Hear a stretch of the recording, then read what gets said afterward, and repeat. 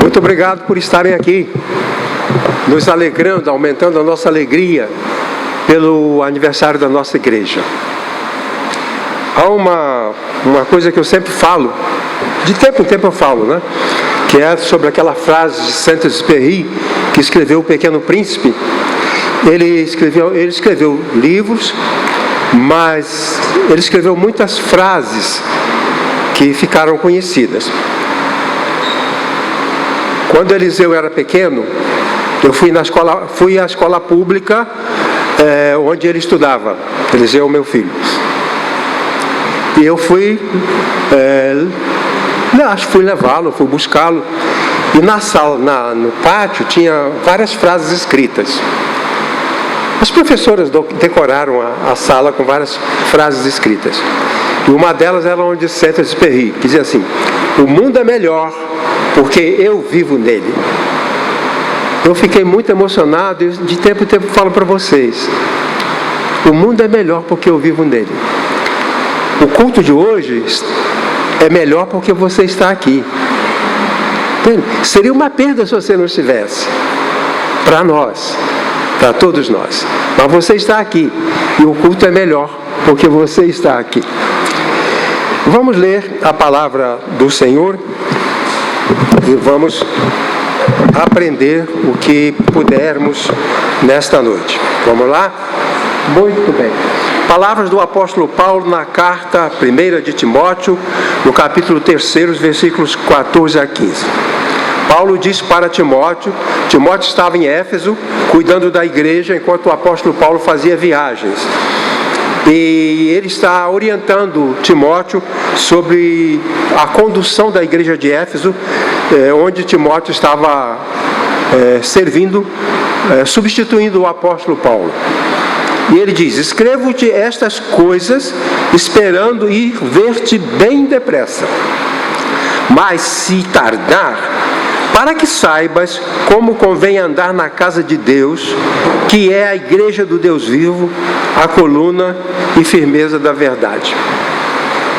1 Timóteo capítulo 3, versículos 14 e 15. Vamos ver o nosso tema: o comportamento cristão esperado em função da natureza da igreja. Em função do que a igreja é, o apóstolo Paulo propõe um comportamento para os crentes de Éfeso e para Timóteo, por causa do que a igreja é. E a palavra-chave seria, então, adaptação, que é, em algumas versões, proceder.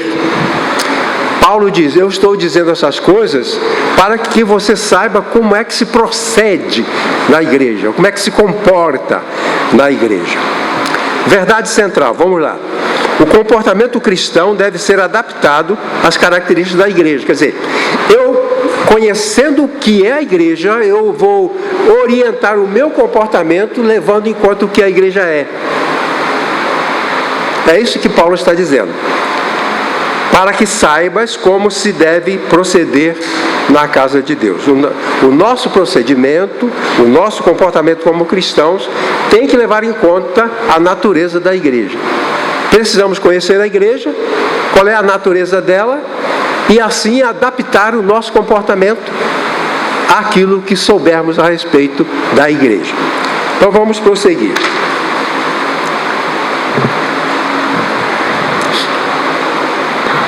O assunto aqui é o comportamento esperado do cristão, levando-se em conta a natureza da igreja.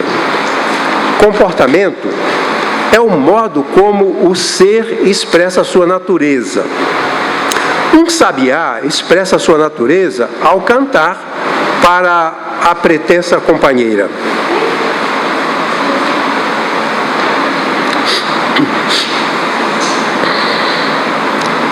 Uma barra de ferro expressa a sua natureza, o seu comportamento, dilatando-se ao ser aquecida. Quando falamos de comportamento, nós não nos referimos apenas aos seres vivos. Os seres inanimados também se comportam. O avião caiu porque a fuselagem se comportou mal diante de uma tempestade. Então a barra de ferro tem o seu comportamento. Você aquece, ela dilata. É um comportamento natural. Ela se comporta dessa forma. Então, continuando, uma mãe humana expressa a sua natureza ao apegar-se ao seu bebê. É natural que a mãe esteja apegada ao bebê. É a natureza dela. Um cristão relacionado à igreja deve ter um comportamento que se harmonize com a natureza da igreja. Então, um homem casado tem uma esposa na sua casa, se casou há um mês, o comportamento dele tem que ser adaptável, porque agora ele está morando com aquela pessoa com quem casou. Não pode ser a mesma coisa. O comportamento muda. Quando nasce o bebê, o comportamento muda porque mudaram as circunstâncias. Uma mulher uma vez falou para mim que o marido dela tinha muitos amigos e eles se reuniam na casa deles toda sexta-feira e ficavam a noite inteira fumando, bebendo e contando piada. Aí ela ficou grávida, ela chamou o marido e falou: agora a gente vai esperar um bebê. Então esses seus amigos não virão mais aqui, não quero gente, não vamos ter mais pessoas fumando aqui, porque nós temos um bebê que virá. Então mudou o comportamento por causa da circunstância. A mulher não há bebês, não há crianças, então o marido reúne seus amigos para beber, jogar e fumar a noite inteira. Agora não. Agora nós temos uma grávida em casa. Ninguém pode fumar aqui. Muda o comportamento. Nós sabemos de todos, vocês sabem disso, né? Que onde houver uma grávida não pode ver ninguém fumando, porque aquele bebê é prejudicado. Pois bem, nós adaptamos o nosso comportamento de acordo com as exigências da natureza da situação em que nós vivemos. O texto que nós lemos trata da maneira como deve um cristão proceder ou se comportar, levando em conta a natureza da igreja. Hoje é o aniversário da igreja e por isso eu escolhi esse texto. Porque às vezes nós não sabemos, não nos comportamos de acordo com a natureza daquilo com que estamos envolvidos. Então o trecho trata disso. A palavra proceder, na língua grega, tem origem em um verbo que significa ajustar ou adaptar. Então por isso o meu tema é a adaptação, porque Paulo fala, para que você saiba como proceder. Esse proceder é de um verbo, não é? Algumas versões dizem, para que você saiba como deve andar. Não, essa tradução é ruim. Não é que deve andar, é como ele deve se adaptar. Porque andar é se comportar de qualquer forma. E se adaptar é diferente. Então, Paulo usa esse verbo que significa adaptação. Então, eu me comporto de um jeito e eu tenho uma informação, eu tenho uma percepção. Aliás, o nosso comportamento depende da nossa percepção. O que percebemos modifica o nosso agir. Você chega em casa, digamos, você é casado, tem uma criança, você chega em casa todo feliz, todo alegre, todo eufórico, aí você tem notícia que sua criança está doente. Muda o seu comportamento. O comportamento de um pai que tem um filho doente não é o mesmo comportamento de um pai cujo filho não está doente. Entendem? Então, o comportamento aqui, o apóstolo alega que o comportamento do cristão, ele é moldado mediante o conhecimento que ele tem da igreja. Conforme é a igreja, assim será o meu comportamento como pertencente a ela, como parte dela. Mostra duas figurinhas. Ali. A figura de cima mostra dois elementos que não se adaptam. Certo? Então, muitos cristãos são assim. A igreja tem uma forma e ele adota outra forma. A igreja tem um entrave e ele é uma bola redonda ou é o contrário. Então, não adapta. A maioria, não vou dizer a maioria, mas muitos cristãos não são adaptados à realidade do que é a igreja. Ele é batizado, ele vem para a igreja, ele vive na igreja, mas ele não é adaptado. Ele não se adapta. E embaixo tem a figura daquele que se adapta. Nós adquirimos informações sobre uma situação e aí estabelecemos nosso comportamento mediante aquela informação que nós temos. A gente tem uma informação e por causa dessa informação a gente organiza o nosso comportamento e aí nós nos adaptamos. Aliás, talvez até mais adiante eu venha mencionar isso, mas a adaptação é o mecanismo fundamental da sobrevivência. Certo? Por que não temos dinossauros? Porque eles não se adaptaram às mudanças que aconteceram no planeta. Desapareceram. E o morcego? O morcego se adaptou. Então, aquele meteoro que, segundo dizem, caiu na Terra e alterou tudo, que matou muitos animais, desapareceram os animais que não se adaptaram. Os que se adaptaram sobreviveram. Então, no casamento, a sobrevivência de um casamento depende de adaptação das pessoas. A sobrevivência de uma família, de uma igreja. Há igrejas que fecham, isso tem a ver com o comportamento das pessoas. O bem ou o mal, a sobrevivência ou a morte, depende dos comportamentos. E Paulo está dizendo aqui, ele está propondo certos fatos que devem nortear a conduta, o comportamento. E é sobre isso que eu quero falar, a gente vai prosseguir. Como eu disse, a existência dos seres que se relacionam depende de adaptação. Se os seres não se relacionam, não tem problema, mas nos relacionamentos é necessária a adaptação. Vamos ver então três comportamentos que devem ser adaptados à natureza da igreja.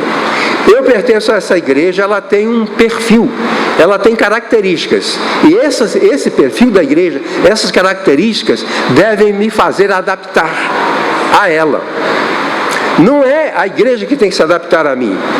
Eu tenho que me adaptar ao que é maior do que eu, que é a igreja. Não é Deus que tem que se adaptar a mim. Há pessoas que dizem, não, você tem que forçar Deus, você tem que pressionar Deus, você tem que colocar Deus contra a parede. Não, tá.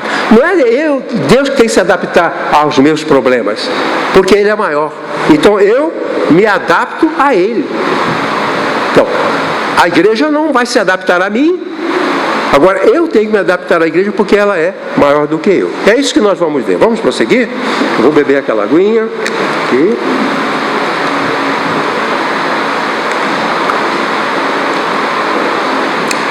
O cristão deve adaptar seu comportamento à natureza da igreja, como casa de Deus. Então, esse é o primeiro argumento.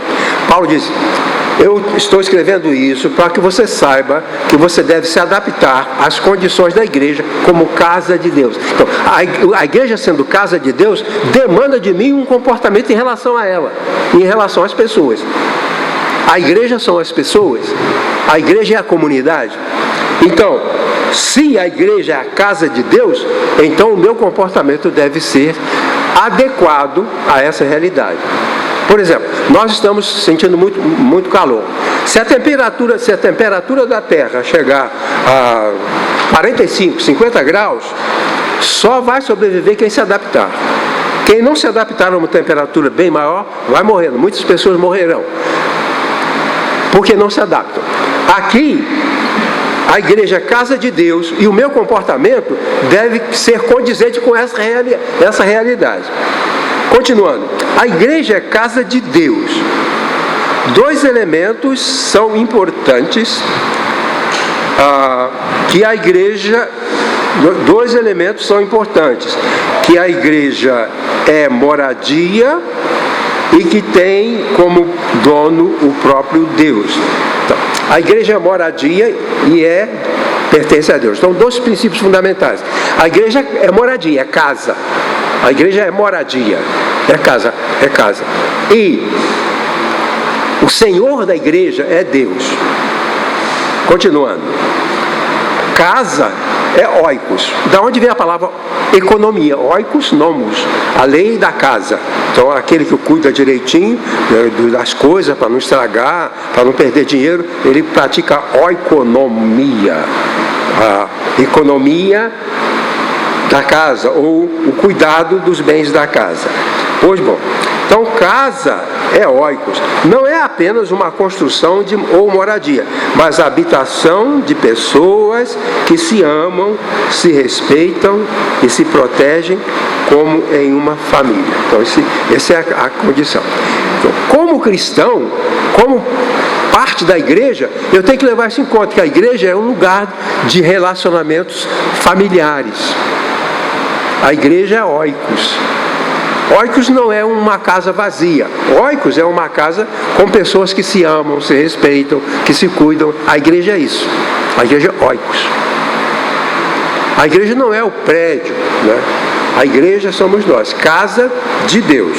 Então, devemos nos comportar levando em conta isso, que a igreja é lugar de convivência.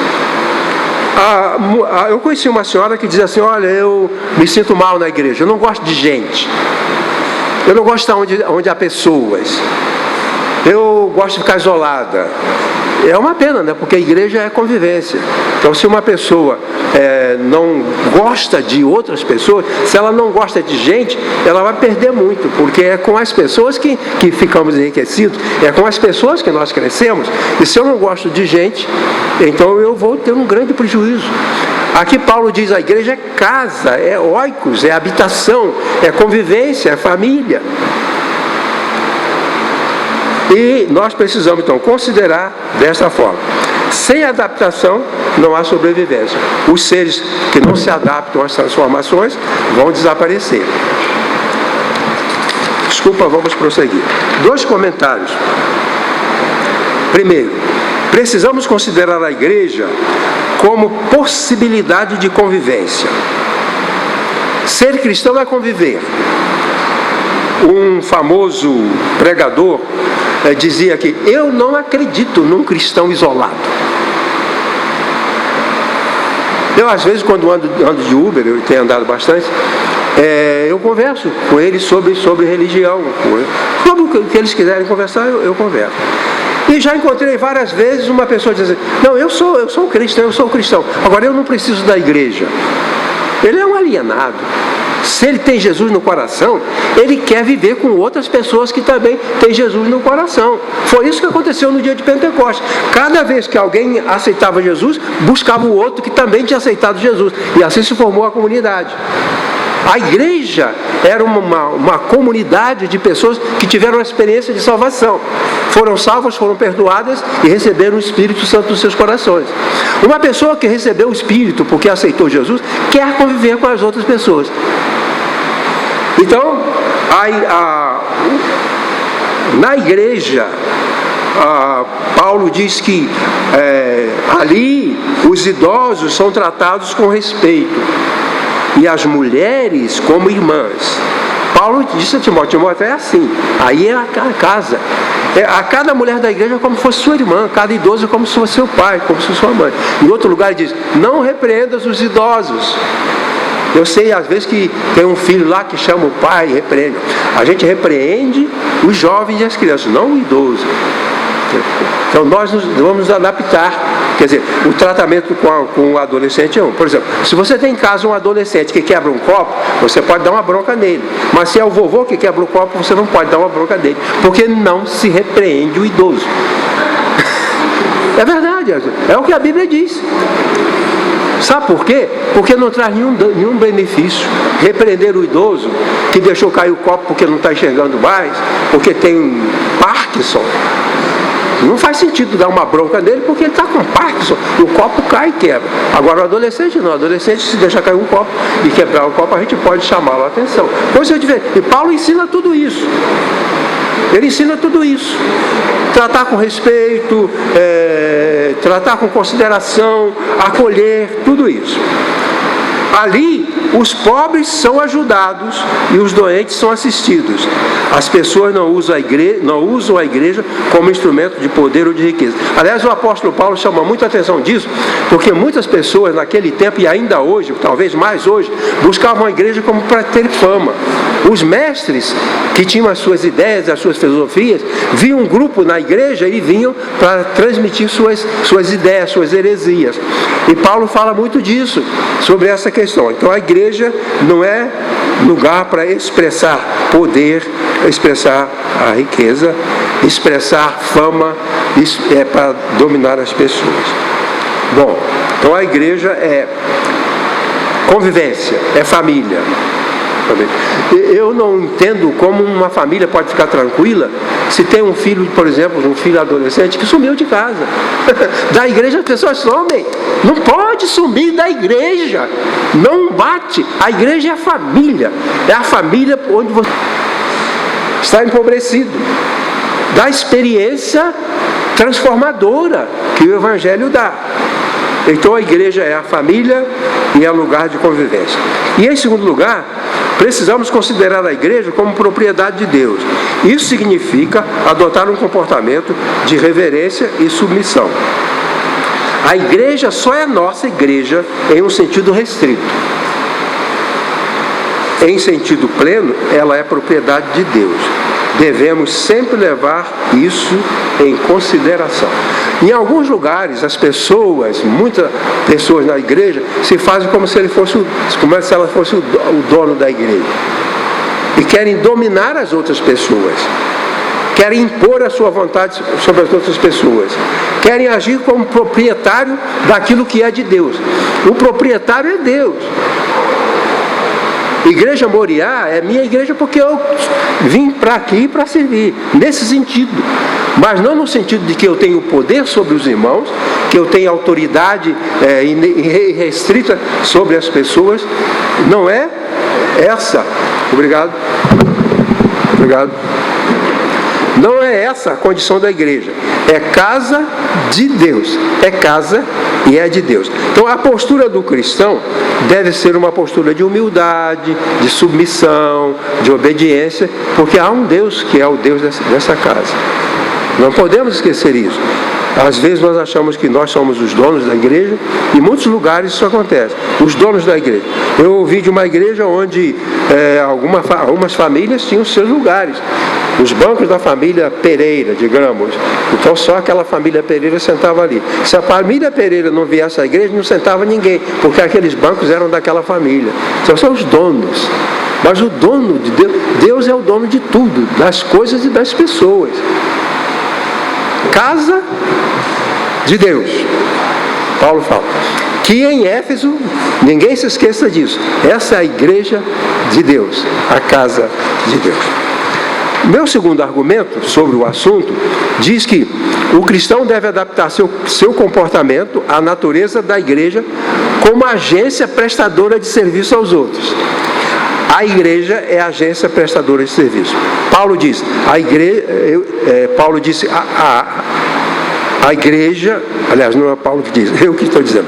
A igreja é a única organização que existe para servir aos que não pertencem a ela. Acho que é Christian Schwartz, um desses aí que disse isso, eu não me lembro quem foi.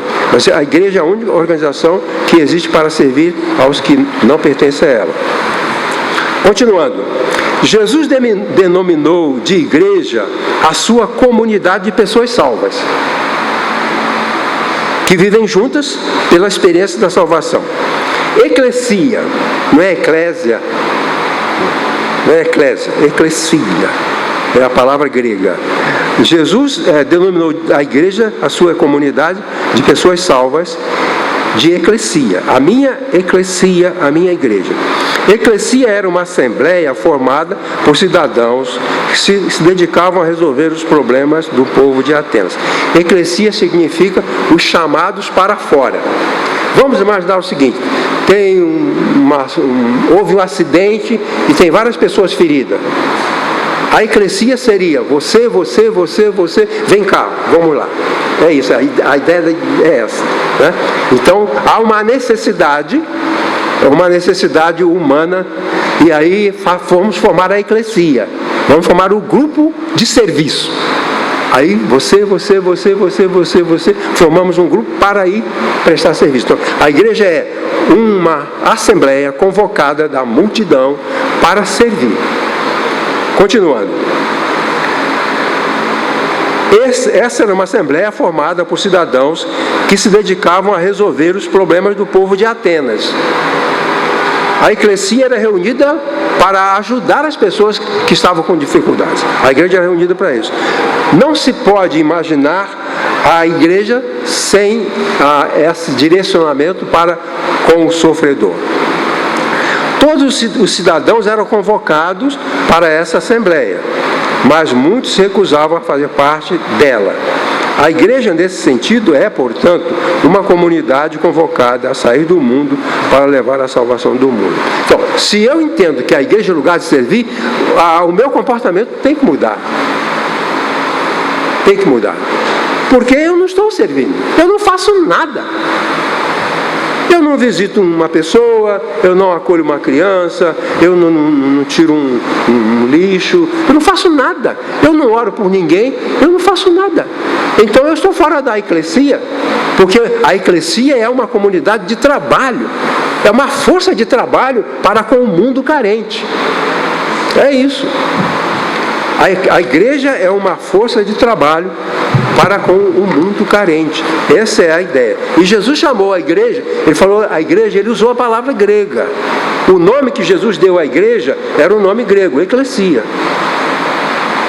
Jesus não deu outro nome, agora tem vários nomes, as pessoas não gostam da palavra igreja, muitos não gostam da palavra igreja, aí colocam outros nomes, comunidade não sei das quantas, isso mais não sei o que e tal. Jesus usou a palavra eclesia, é a igreja.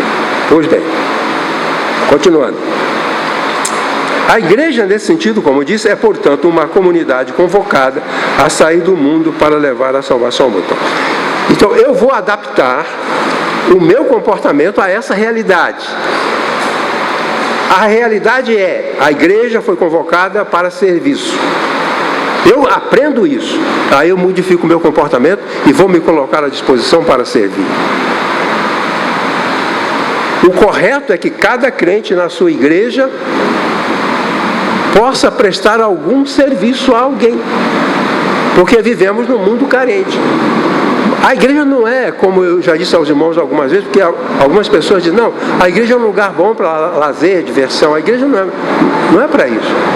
A igreja não foi construída para ser lugar de lazer, para ser lugar de trabalho.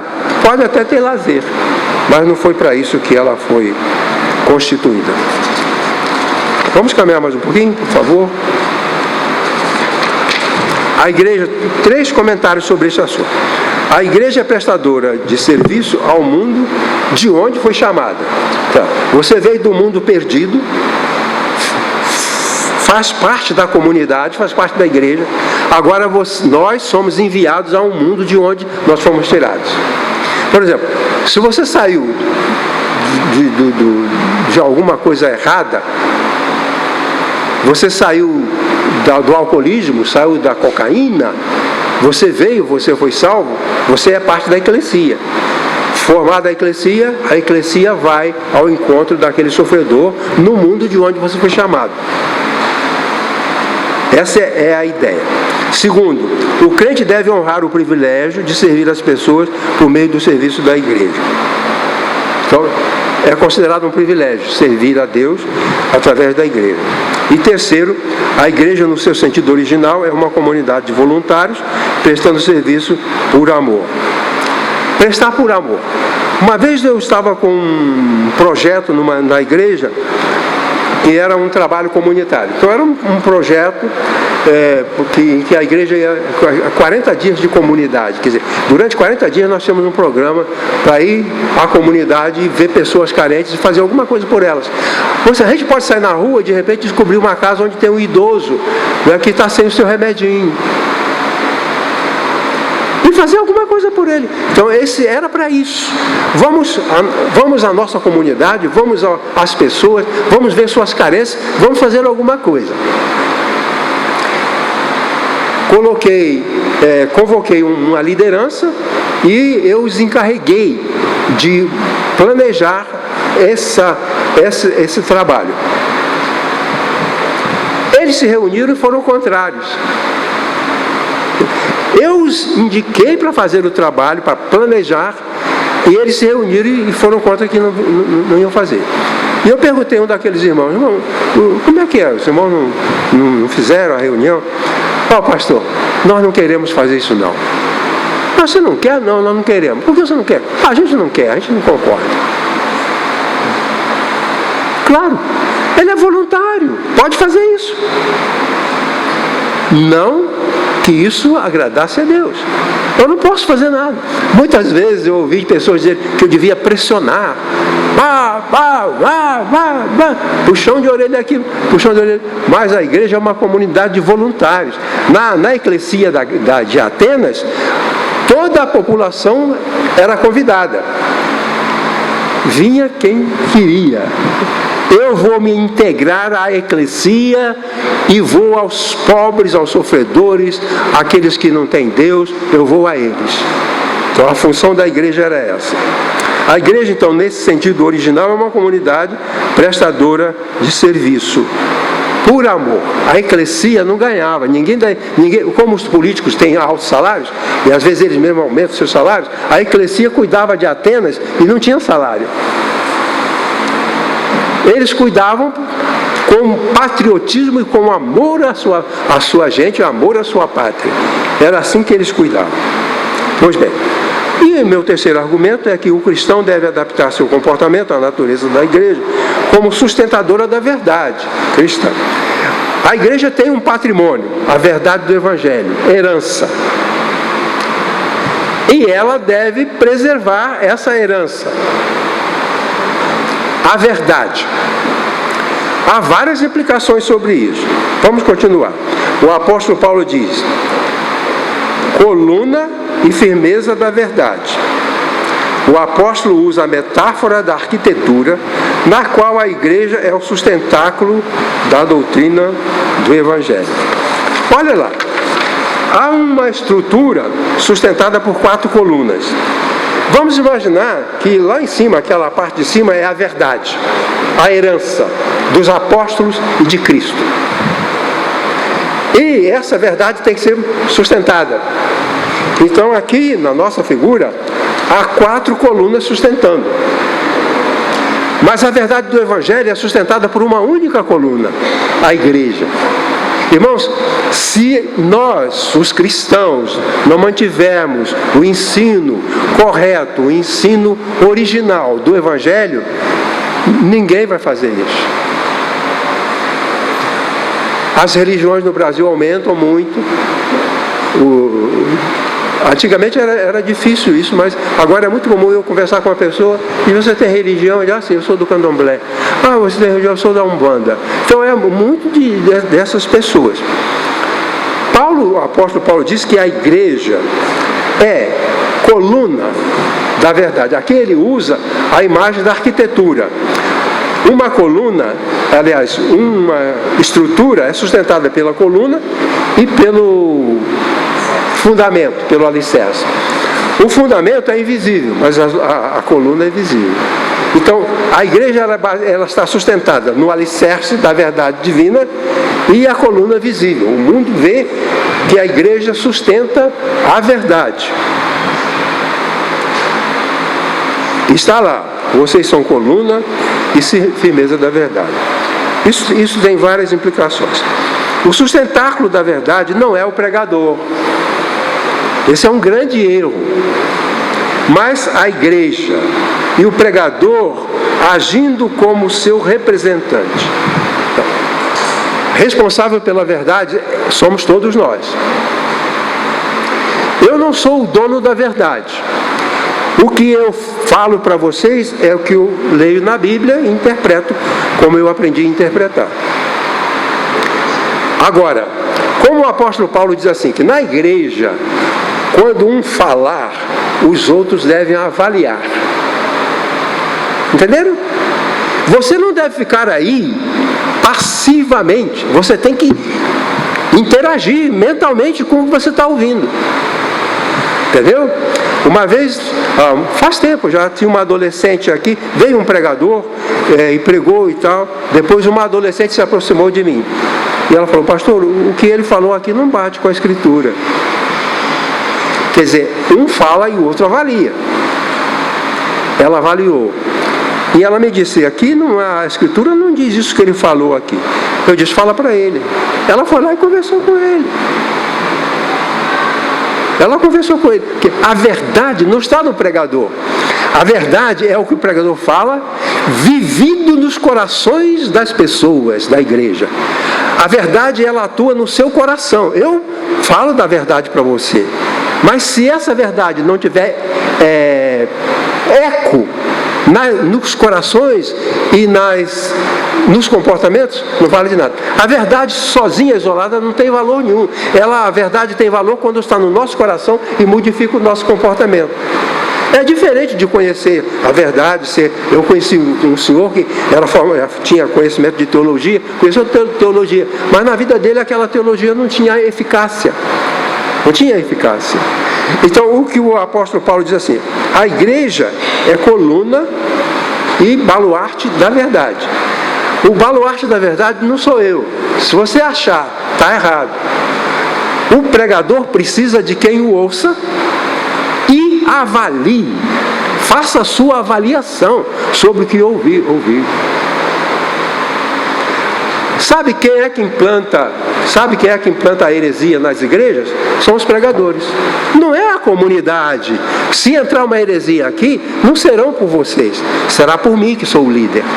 E em todas as igrejas onde a heresia entra através do líder. Então, a igreja precisa ouvir esse líder que prega e conhecer a Bíblia e avaliar.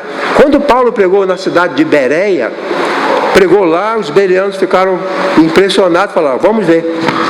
Aí eles começaram a se reunir e ler a Bíblia. Os bereanos não só ouviam, eles iam avaliar. Pois bem, o apóstolo, ao usar essa linguagem, poderia estar se lembrando de que em Éfeso, onde Timóteo estava, havia o templo de Diana, uma das 7 maravilhas do mundo antigo. Esse templo era sustentado por 127 colunas de mármore, revestidas de ouro e cravejadas de pedras preciosas, como homenagem a reis famosos. A verdade do Evangelho é sustentada por uma única coluna, que é a igreja.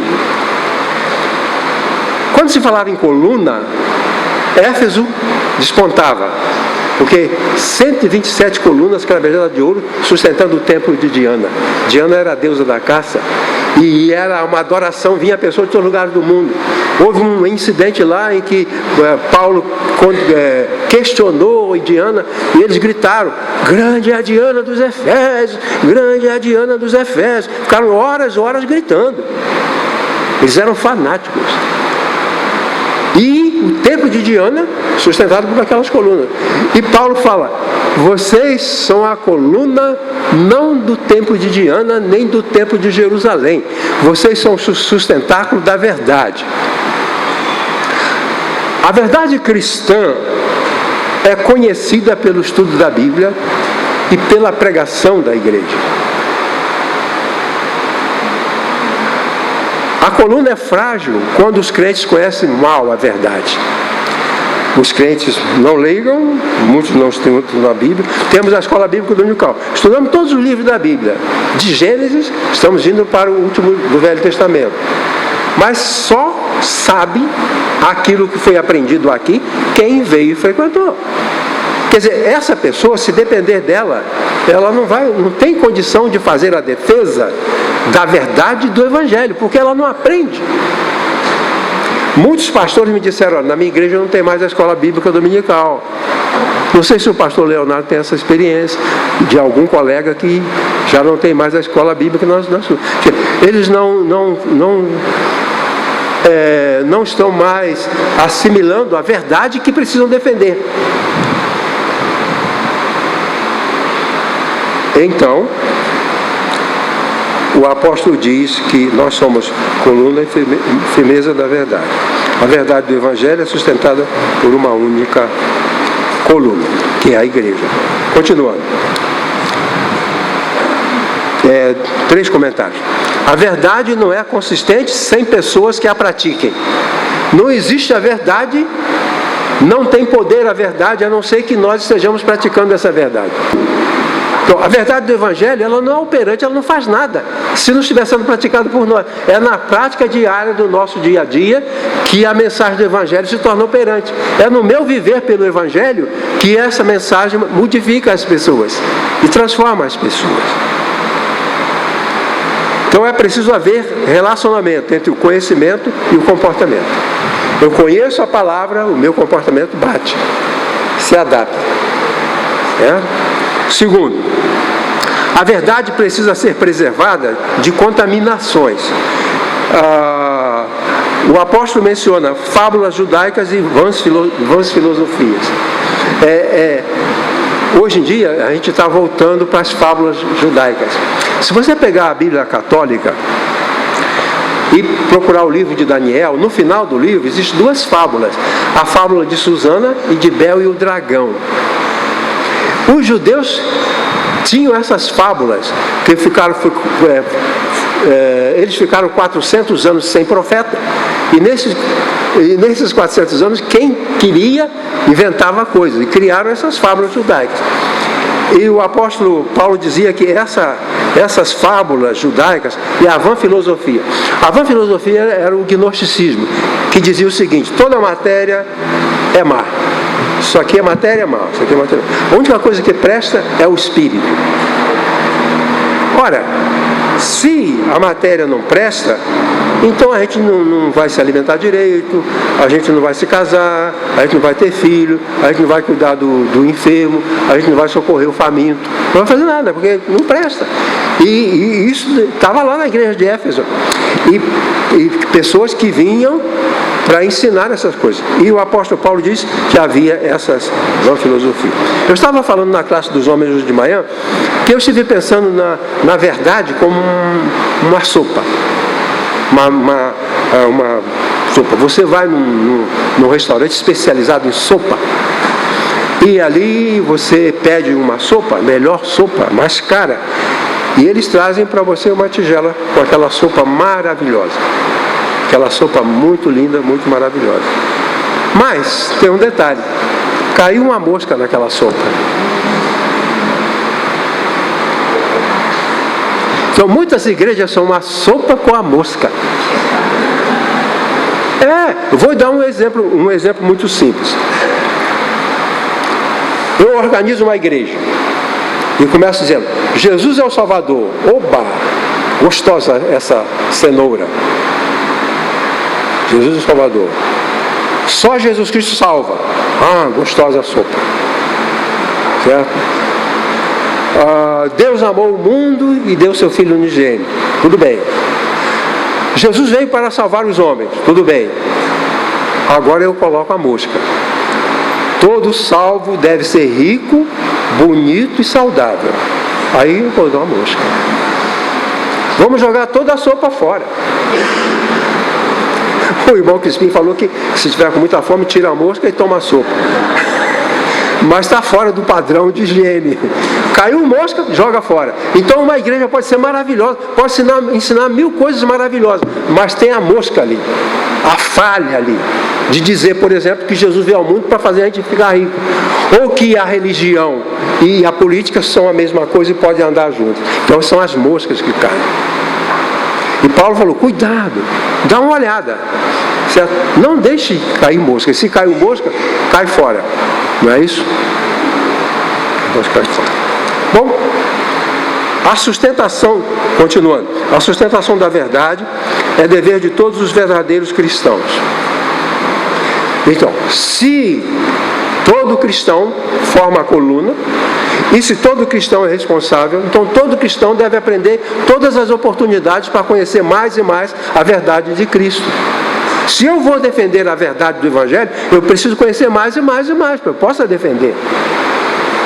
Agora, aqueles inertes, cristãos inertes, que não aprendem, não estudam a Bíblia, então eles pouco vão poder fazer. Mas Paulo diz: vocês são a coluna e firmeza da verdade. Então, como disse ainda há pouco que o apóstolo Paulo falou, um fala, os outros avaliam, e não deixem cair a mosca. Não deixem cair a mosca, senão vai perder tudo. As pessoas, como eu falei, as pessoas precisam estar presentes. Se o pastor está pregando, eu vou lá para saber o que ele está dizendo. Irmão Alexandre está ensinando a lição da escola dominical, eu vou estar lá. Toda vez que um cristão falar, é preciso que outros cristãos estejam para olhar, para ouvir e para avaliar. Tem que ser assim. É o que o apóstolo Paulo aqui ele ensina. Contei há algum tempo para os irmãos que um pastor de uma igreja onde havia uma velhinha que sempre dormia durante o sermão. Ela sempre dormia durante o sermão. E ele começava a pregar, ela dormia. Um dia veio um pregador de fora e ela não dormiu. O pregador está pregando e ela está com o olho olhando para o pregador.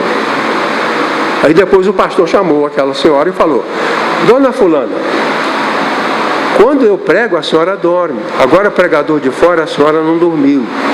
Sabe o que é que falou? É, pastor, mas o senhor, eu sei que sempre fala a verdade.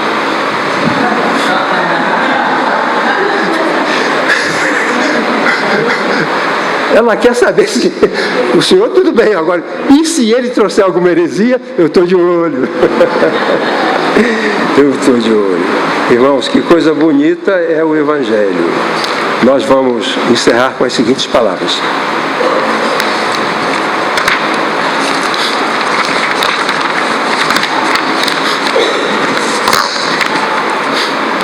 A nossa palavra considera a importância da adaptação do comportamento do cristão à natureza da igreja. A igreja é assim, meu comportamento tem que seguir o que a igreja é. A igreja é lugar de amor, então eu tenho que amar. A igreja é lugar de bondade, então eu tenho que ser bondoso.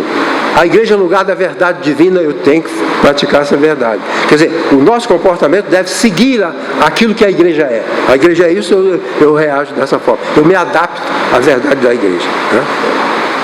A adaptação é fundamental para a sobrevivência de seres que se relacionam. O crente não pode ficar indiferente às condições que são propostas pela igreja. O cristão precisa reconhecer no seu comportamento a igreja como casa, moradia de Deus e agência de serviço. O cristão deve considerar a natureza laborativa da igreja. Os cristãos devem assumir a responsabilidade de preservar as verdades apresentadas por Jesus e pelos apóstolos. Isso é a tarefa de todos os crentes. Amém. Que Deus te abençoe.